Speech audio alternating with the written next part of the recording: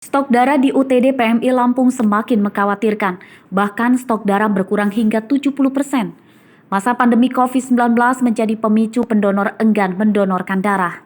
Dampak pandemi COVID-19, kebutuhan stok darah di unit transfusi daerah atau UTD PMI Lampung semakin mengkhawatirkan.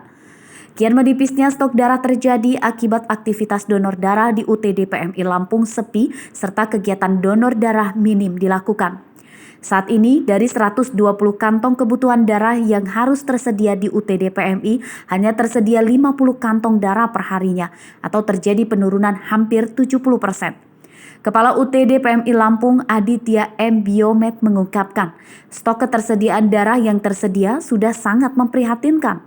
Sementara persediaan darah saat ini sangat dibutuhkan medis.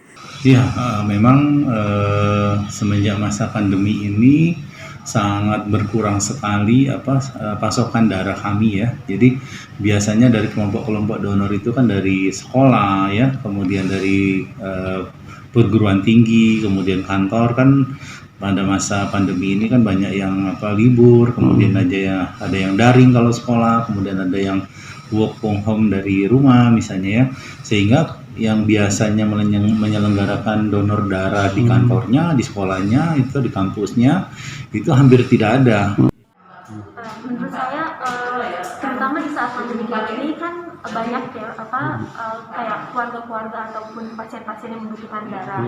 Nah dengan mungkin mereka ini para pendonor itu pada takut untuk kesini karena semacam takut terjangkit COVID atau segala macam. Tapi apabila kita bisa meminimalisir dengan kita tetap waktu kita datang kita cuci tangan, kita menjaga jarak dan segala macam, itu tidak membuat orang-orang itu bisa kita minimalisir lah Untuk memenuhi ketersediaan darah, unit transfusi darah meminta pihak keluarga pasien untuk mendonorkan darahnya.